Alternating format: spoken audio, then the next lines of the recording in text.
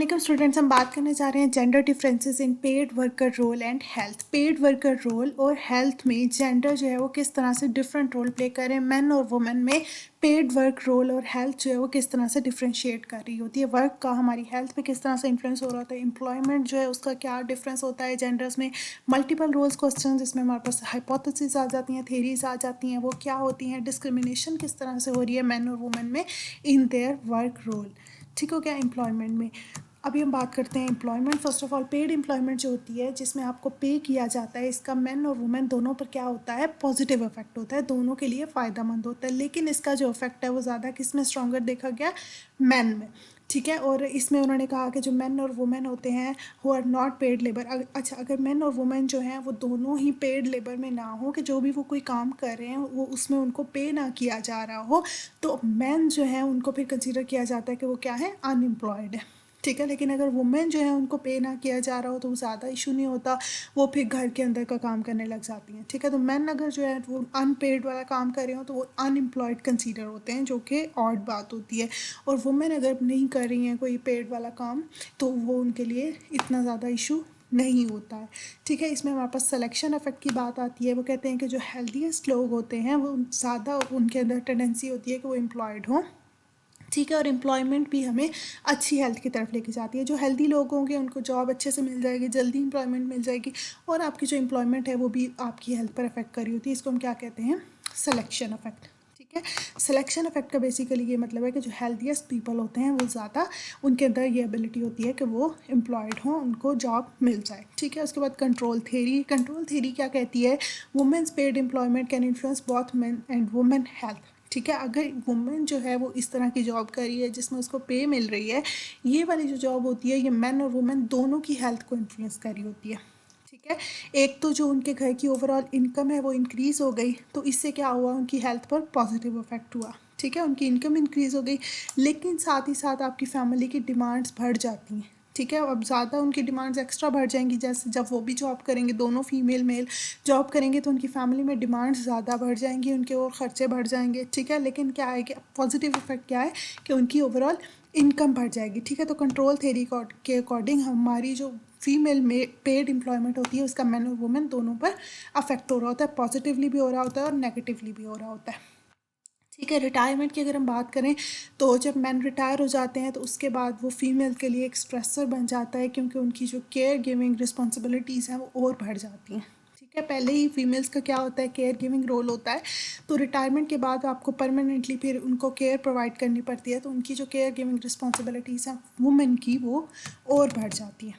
ठीक है, multiple roles question, कि मल्टीपल रोल अगर प्ले करने पड़े आपको तो उसमें क्या चीज़ें फेस करनी पड़ती हैं, कौन कौन सी हाइपोथेसिस आती हैं। First of all role spill over. Role spill over का क्या मतलब है, effects of enacting one role spill over और effect how enacts another role.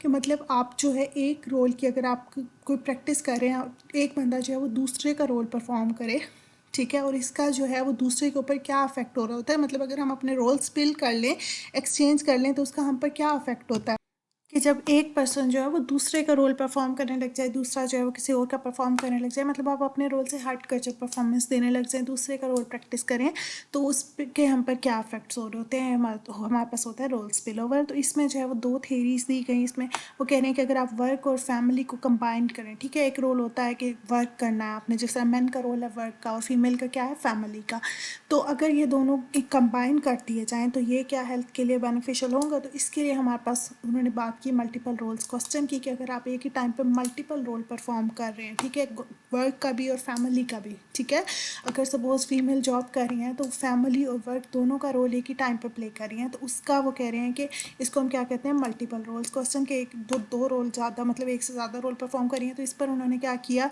दो थेरीज दी।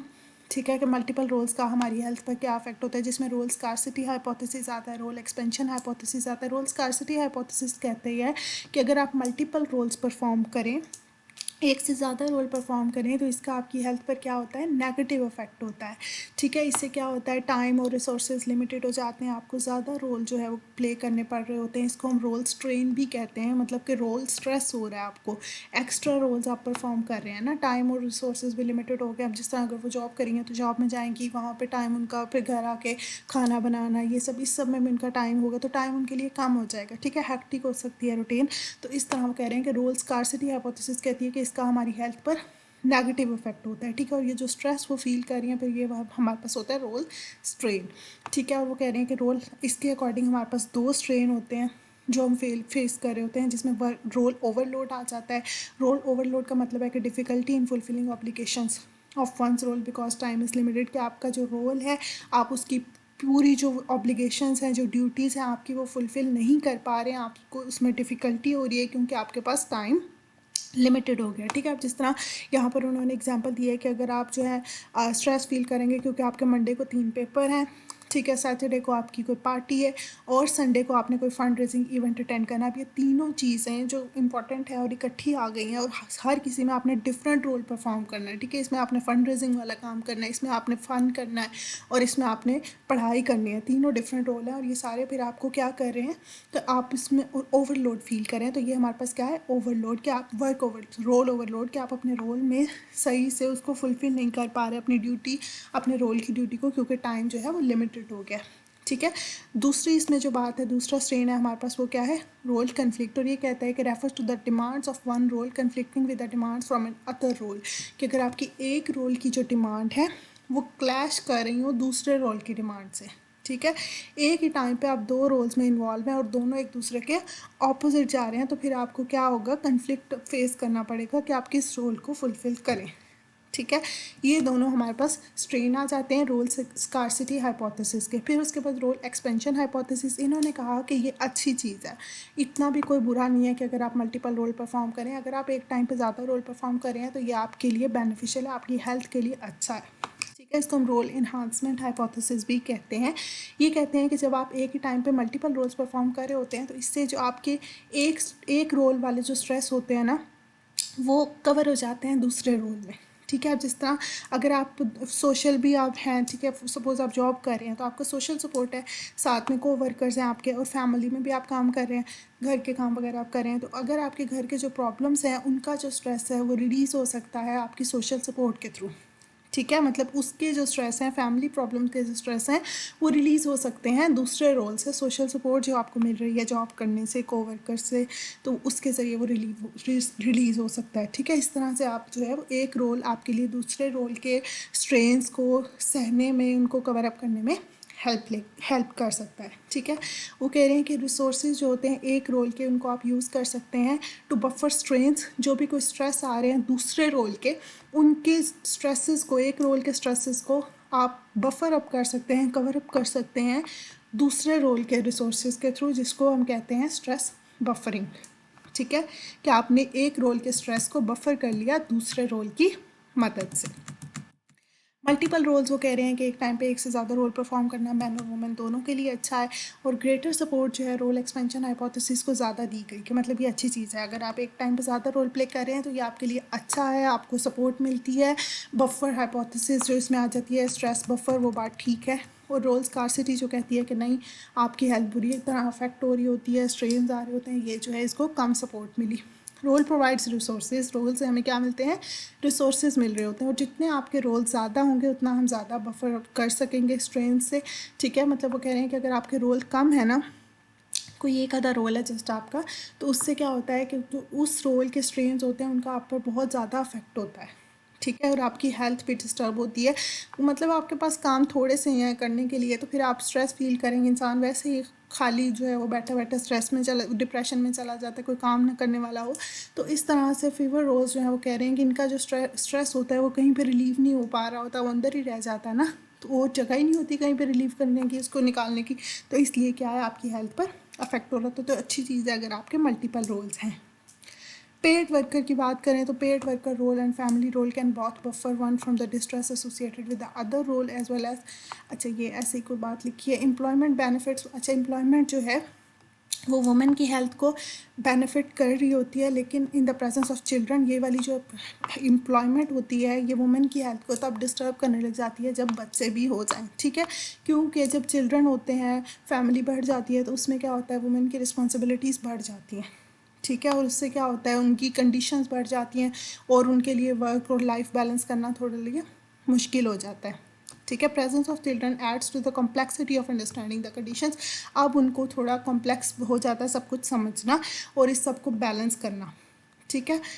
और इसके अलावा फिर वो कह रहे हैं कि interactive effect among role, we need to consider roles. सबसे पहले आपको ये भी देखना चाहिए कि रोल का मतलब क्या है वुमेन के लिए और मैन के लिए, मतलब उन दोनों को पता है कि उनकी जो रोल्स हैं उनका क्या मतलब है, क्या डिमांड्स हैं, ठीक है। फिर उसके अकॉर्डिंग हम उसको मतलब वो प्ले करेंगे ना। उनको अपने रोल का पता होना चाहिए कि मैन को पता हो कि उसका क्या रोल है फैमिली में, और वुमेन को भी पता हो। तो उन दोनों के रोल जो हैं वो भी डिपेंड कर रहे होते हैं कि उन्होंने किस तरह से उसको डिफ़ाइन किया हुआ है, ठीक है। सपोज़ किसी घर में सारे रोल्स जो हैं नर्चरिंग वाले वो फादर के ज़िम्मे आ गए, ठीक है, तो फिर तो सारी बात उलट जाएगी ना। तो इस तरह से आपने किस तरह से रोल को डिपेंड मीन उनको दिया हुआ है, किस तरह से डिफ़ाइन किया हुआ है, ये भी डिपेंड कर रहा होता है। उसके अलावा डिस्क्रिमिनेशन आ जाती है कि वुमेन और मैन जो है इनमें जो डिस्क्रिमिनेशन की जाती है, डिफरेंस किया जाता है, और वुमेन को ज़्यादा सफ़र करना पड़ता है, ठीक है। ट्रीटमेंट डिस्क्रिमिनेशन का क्या मतलब है, इसमें 3 चीज़ें आती हैं, glass ceiling, glass escalator and pay disparity. Glass ceiling का क्या मतलब है, label applied to barriers to the advancement of women and minorities in organisations. हमने एक लेबल लगा दिया है, ठीक है, जिससे जो है वुमेन या फिर जो दूसरी माइनॉरिटीज़ हैं, ठीक है, वुमेन को भी माइनॉरिटी ही कंसीडर किया जाता है। तो दूसरी जो माइनॉरिटीज़ और जो वुमेन है वो ऊपर नहीं बढ़ पा रही क्योंकि लेबल लगा दिए गए हैं, ठीक है। अब जिस तरह एक सीलिंग इफेक्ट है कि यहाँ पे इससे ऊपर आपने नहीं जाना है, ठीक है। एक लेबल दे दिया गया है कि जस्ट ये वाले फीमेल्स के रोल हैं, इससे ऊपर अगर वो जाती हैं तो उनको बहुत ज़्यादा इशू फेस करने पड़ते हैं। लेकिन दूसरी चीज़ है ग्लास एसिलेटर। इसका मतलब है कि अगर मेन जो है वो वुमेन वाले काम करें तो वो उनके लिए एसिलेटर के तौर पे काम करता है। मतलब ये वो वाली स्टेयर्स होती हैं जो खुद ब खुद ऊपर चढ़ रही होती हैं, ठीक है, इलेक्ट्रिक वाली। तो वो कह रहे हैं कि अगर मैन जो है वो वुमेन वाले रोल में आए ना तो उनको बहुत ज़्यादा वो मतलब प्रोमोटेड क्विकली, अच्छे से उनको क्विकली प्रमोट किया जाता है, उनको पसंद किया जाता है। जिस तरह कोई मैन हो, अगर वो कुकिंग करता हो तो उसको हर कोई पसंद करता है, ठीक है। इसी तरह मतलब लेकिन है क्या, कुकिंग क्या है, एक फीमेल ट्रेडिशनल फील्ड है, ठीक है। लेकिन अगर मैन करे तो उसको पसंद किया जाता है। इसी तरह अगर वुमेन कोई मैन वाला फील्ड में जाए तो उसको ज़्यादा पसंद नहीं किया जाता। तो ये होता है ग्लास सीलिंग और ग्लास एसिलेटर। पे डिस्पैरिटी का मतलब होता है कि मैन और वुमेन की जो पे है उसमें डिफरेंस किया जाता है, ठीक है। Factors that distinguish women and man workers, वो वाले फैक्टर्स जो वुमेन और मैन वर्कर्स को डिफ्रेंशिएट कर रहे होते हैं, ठीक है। वर्कर्स एक ही जगह पे सेम बेशक काम कर रहे हो तो उनमें डिफरेंस किया जाता है कि ये मैन है, ये वुमेन है। तो ये इसमें सपोर्ट दी जाती है सप्लाई साइड हाइपोथेसिस की। और इसके अलावा वो कह रहे हैं कि मैन और वुमेन को ट्रीटमेंट भी डिफरेंट तरीके से दिया जा रहा होता है। इसको हम कहते हैं demand side theory. Demand side theory कहती है कि explanation for the wage gap that emphasises the different ways man and women are treated, ठीक है। आपका जो वेज गैप, आपका जो पे का गैप किया जाता है मैन और वुमेन में, ठीक है, इसमें ये इससे ये भी होता है, इन्फ्लुएंस होता है कि मैन और वुमेन को ट्रीट कैसे किया जाएगा। चूँकि नॉर्मली क्या होता है कि मैन की जो पे होती हैं वो ज़्यादा होती हैं, ठीक है, इसलिए उनको अच्छा ट्रीट किया जाता है, और वुमेन की पे कम होती है तो इसलिए उनको कम अच्छा ट्रीट किया जा रहा होता है। तो इसलिए जो आपकी ट्रीटमेंट में डिफरेंसेस आ रहे होते हैं उसमें वेज का भी बहुत रोल होता है, आपकी पे का भी रोल होता है, ठीक है। उसके अलावा वो कह रहे हैं कि इसमें एक वजह ये भी है कि मैन जो है उन ऑक्यूपेशंस में जाते हैं, उन शोबों में जाते हैं जिनकी सैलरीज अच्छी हों, ठीक है, और वुमेन जो है उनमें भी चली जाती हैं जिनकी ज़्यादा अच्छी सैलरीज नहीं हो, ठीक है। अब जिस टाइम प्राइवेट स्कूल्स में इतनी थोड़ी थोड़ी पे इन्होंने रखा होता है तो मोस्टली क्या होता है वहाँ पर फीमेल्स ही होती हैं। मैन इस किस्म की जो लो वेज इनकम वाली जॉब्स होती हैं उनमें एंटर नहीं होते क्योंकि उन्होंने अच्छी अर्निंग करनी होती है, उन्होंने फैमिली रन करनी होती है। और इसके अलावा कह रहे हैं कि सेम ऑक्यूपेशन, एक तो बात होगी ना कि डिफरेंट ऑक्यूपेशन है, ठीक है। एक मैन जो है वो बिजनेस कर रहा है तो ज़ाहिर है उसकी वेज अच्छी होगी, और एक वुमेन जो है वो सिंपल प्राइवेट स्कूल में टीचिंग कर रही है तो डिफरेंट होगी। लेकिन वो कह रहे हैं साथ ही साथ अगर आप एक ही ऑक्यूपेशन की बात करें ना, किसी एक ही जॉब की, वहाँ पर भी डिफरेंसेस किए जाते हैं। वुमेन की कम होती है pay as compare to the man. इसमें एक रोल ये भी आ जाता है कि वुमेन जो है वो निगोशिएट कम करती हैं, ठीक है, लोगों से बात कम करती हैं मेन की निस्बत। मेन जो है ज़्यादा सोशल हो जाते हैं, और वुमेन जो है उनकी जो नेगोशिएशंस होती हैं, अगर वो बात करेंगी भी तो वो इधर उधर की कर लेंगी, घरों की कर लेंगी वगैरह वगैरह। वो कोई इस किस्म की नहीं कर रही होती जो उनकी पे को इन्फ्लुएंस कर रही हो। ठीक है, लेकिन मैन जो है वो ज़्यादा इस किस्म की कन्वर्सेशंस में इन्वॉल्व होते हैं जो उनके बिज़नेस को अच्छा कर सकें, इस तरह मतलब उनको आगे ग्रो करने में हेल्प कर सकें। तो इससे भी उनकी कन्वर्सेशंस एक तो डिफरेंट है, ठीक है, और दूसरा वुमेन जो है वो निगोशिएट कम करती हैं, तो इससे भी उनकी पे का गैप जो है वो बढ़ जाता है। ठीक है, मतलब डिफरेंस आ रहा है पे में। इसके अलावा चिल्ड्रन वो भी इन्फ्लुएंस कर रहे होते हैं। जब फैमिली में चिल्ड्रन आ जाते हैं तो फिर क्या होता है कि वुमेन पर इसका नेगेटिव इफेक्ट होता है। ठीक है, वो ज़्यादा ऑफ टाइम लेने लग जाती हैं, छुट्टियां ज़्यादा करने लग जाती हैं चिल्ड्रन को केयर प्रोवाइड करने के लिए। ठीक है, लेकिन अगर मैन को देखा जाए तो उनका ये मोस्टली जॉब्स का ये क्राइटेरिया होता है कि जब उनके बच्चे हो जाते हैं तो उनकी पे जो है वो और बढ़ जाती है। ठीक है, उसमें बोनस लग जाते हैं एक्सेट्रा एक्सेट्रा, तो उनको क्या होता है उनकी पे को फ़ायदा होता है। लेकिन वुमेन में इस किस्म की जॉब में कोई ऐसी नहीं होती है फ्लेक्सिबिलिटी कि आपके चिल्ड्रन होने से आपकी जॉब बढ़ जाएगी। ठीक है, तो इसलिए वुमेन को सफ़र करना पड़ रहा होता है, उनकी सॉरी पे बढ़ जाएगी तो उनको बढ़ने के बजाय उनकी कम हो जाती है, क्योंकि वो क्या कर रहे होते हैं बार बार ऑफ ले रही होती है। ठीक हो गया। तो चिल्ड्रन क्या है ऑपोजिटली अफेक्ट कर रहे होते हैं, मैन की सैलरी को अच्छा अफेक्ट कर रहे होते हैं और वुमेन की सैलरी को बुरा अफेक्ट कर रहे होते हैं।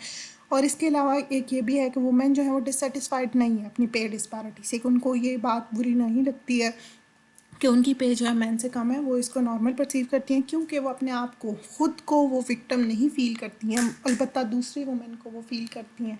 मतलब उनको लगता है कि वो विक्टिम नहीं है, डिस्क्रिमिनेशन उनके साथ नहीं हो रही, वो ठीक है, उनके साथ कुछ ऐसा नहीं हो रहा। हाँ, अलबत्ता दूसरी औरतों के साथ हो रहा है, इसलिए वो ज़्यादा डिससेटिस्फाइड नहीं होती हैं। इसमें एक ये भी वजह होती है कि वो जब कंपैरिजन करी होती हैं अपनी पे का, तो वो मैन के साथ नहीं करी होती हैं, वो दूसरी वुमेन के साथ ही करी होती हैं। ठीक है, तो अगर उनकी सैलरी दूसरी वुमेन से अच्छी हो तो इसलिए फिर वो कहती हैं कि हमारी अच्छी है। ठीक है, लेकिन अगर वो मैन के साथ कंपेयर करें तो फिर वो क्या होती हैं लेस सेटिस्फाइड हो जाती हैं अपनी पे के साथ। ठीक हो गया। ये थे हमारे पास discrimination, multiple role question, employment differences, gender differences in men and women. Thank you so much and Allah Hafiz.